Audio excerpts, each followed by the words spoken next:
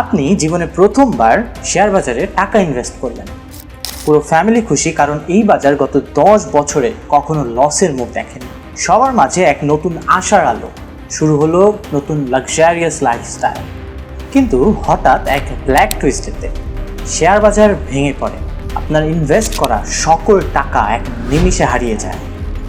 ব্যাংকও টাকা ফেরত দিতে পারে না এবং ঋণ পরিশোধ করতে গিয়ে বিক্রি করে দিতে হয় জমি, সম্পত্তি সহ সব কিছু। এখন চিন্তা শুধু কীভাবে বাঁচা যায়। এটা কোনো ফ্যান্টাসি নয়, বরং 1930 সালে ঠিক এমন ঘটনাই ঘটেছিল আমেরিকার হাজার হাজার পরিবারের সাথে। এটাই ছিল দ্য গ্রেট ডিপ্রেশন, যা কোটি মানুষের স্বপ্নকে দুঃস্বপ্ন পরিণত করেছিল। Bank after bank across the country is hit by panic withdrawals. New lines appear on American streets, depositors swarming to snatch out what savings they have left before it's too late. That the only thing we have to fear is fear itself. আমরা জানি যে একটা দেশের economy সবসময় same থাকে না, কিন্তু the great depression কোনো মন্দা ছিল না। এটি ছিল আধুনিক ইতিহাসের সবচেয়ে ভয়ঙ্করতম অর্থনৈতিক বিপর্যয়।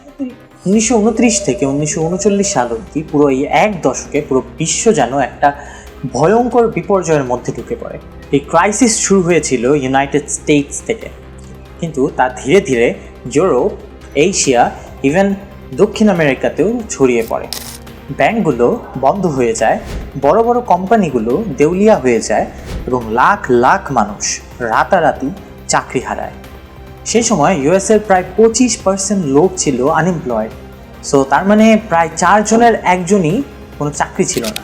এখন চিন্তা করুন, এমন কিছু যদি আজকে বাংলাদেশের সাথে হতো। আচ্ছা, এই গ্রেট ডিপ্রেশন জিনিসটা শুরু হলো কিভাবে? টু আন্ডারস্ট্যান্ড দিস, চলুন ফিরে যাই 1920 সালের দিকে, যেটাকে আমরা দ্য রোরিং 20sও বলে থাকি। এই সময়টা আমেরিকার জন্য ছিল একটি ড্রিম পিরিয়ড। এই সময় যেন সব কিছু আমেরিকার জন্য just up up and up হচ্ছিল। Like economy, industry, job, shopping, entertainment, সব কিছু শুধু আপ। স্টক মার্কেট রকেট গতিতে উঠছিল এবং মানুষ হিউজ প্রফিট করত এই শেয়ারগুলো কিনে। আর লাইফস্টাইল বলতেই পারা যায় অনেক ফ্ল্যাশি ছিল। ধরুন আজকের সিচুয়েশনে সবাই যেমন দামি গাড়ি, আইফোন কিনছে, ঠিক তখনকার সময়ে সবাই এরকম high end apartment, lavish party, এগুলো নিয়েই ব্যস্ত ছিল। And the interesting part is, সম্পূর্ণ জিনিসটা ছিল কিস্তিতে। অর্থাৎ কোনো টাকা নেই, বাট সবাই রিচ লাইফ লিড করতেছে। কিন্তু 19 অক্টোবর 1929 হঠাৎ ওয়াল স্ট্রিটের শেয়ার বাজার ধসে পড়ে। কেউ ভাবতেই পারেনি এমনটি হবে। মানুষ প্যানিক করতে থাকে, সবাই তার শেয়ার বিক্রি করতে ব্যস্ত, কিন্তু কেউই কিনতে রাজি না। মার্কেটে একটা ডমিনো এফেক্ট চলে আসে, একটা পড়ে গেলে একটার পর একটা পড়ে যাচ্ছে। শুধু একটা কোম্পানি না, ব্যাংক, ফ্যাক্টরি, শপ সব কিছু ধসে পড়ে। প্রতিটা মানুষ তার চাকরি, টাকা এবং ইভেন বাড়ি পর্যন্ত হারিয়ে ফেলে। আচ্ছা, এমন শেয়ার বাজারের মন্দা তো আমরা কম বেশি দেখি, কিন্তু একটা ক্র্যাশ দিয়ে কি এত বড় একটা ডিপ্রেশন আনা সম্ভব? অ্যাকচুয়ালি না। এই মন্দার বিশেষ কিছু কারণ ছিল। So the first one was over confidence in stock market.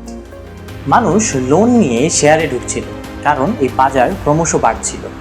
1920-এর দিকে বাইং অন মার্চেন্ট, অর্থাৎ 10% টাকা দিয়ে শেয়ার কেনা এবং বাকি অংশটুকু লোন নেওয়া বা ঋণ নেওয়া, এই জিনিসটা খুবই প্রচলিত ছিল।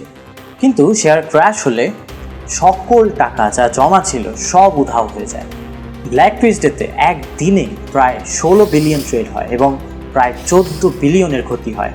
ফলে অনেকেই তাদের সঞ্চিত অর্থ হারায় এবং ঋণে পড়ে যায়। The second reason was weak banking system. ওই সময় ব্যাংকগুলোর কোনো ডিপোজিট ইন্স্যুরেন্স ছিল না। ফেডারেল ডিপোজিট ইন্স্যুরেন্স কর্পোরেশন, যা কিনা FDIC নামেও পরিচিত, প্রতিষ্ঠা করা হয় 1933 সালে।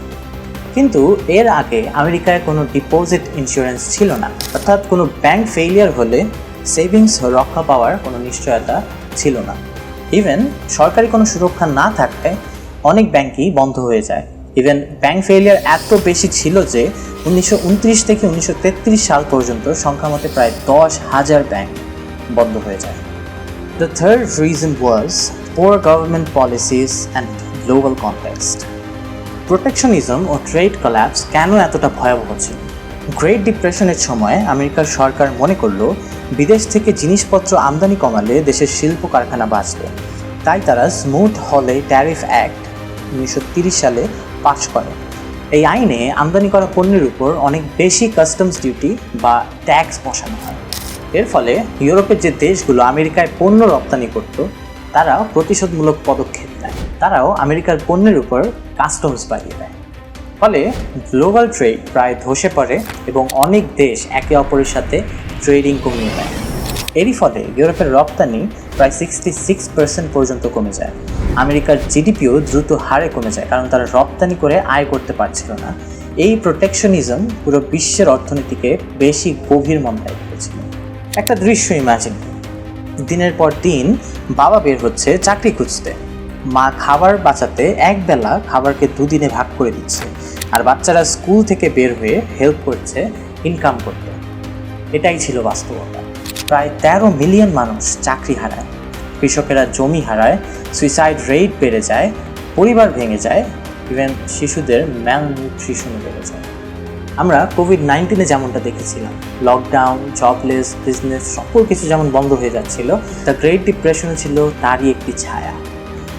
1933 সালে ইউএসের প্রেসিডেন্ট ফ্র্যাঙ্কলিন ডি রুজভেল্ট আসেন এবং তিনি অ্যানাউন্স করেন দ্য নিউ ডিল, একটা বিশাল recovery plan. Job creation programs, banking reform, public infrastructure, social security system. So basically government বলা শুরু করলো যে we have got your back, and এতে করে মানুষদের মধ্যে কনফিডেন্স বিল্ড আপ শুরু হয় আবার। আর এই দ্য নিউ ডিল প্ল্যানে জব পায় প্রায় 8 মিলিয়নেরও বেশি মানুষ। দ্য গ্রেট ডিপ্রেশন শুধু একটি ইকোনমিক চ্যাপ্টার না, বরং এটি একটি রিমাইন্ডার যে আমরা যদি ইতিহাস থেকে কিছু শিখি তাহলে আমরা ভবিষ্যৎকেও বাঁচাতে পারি।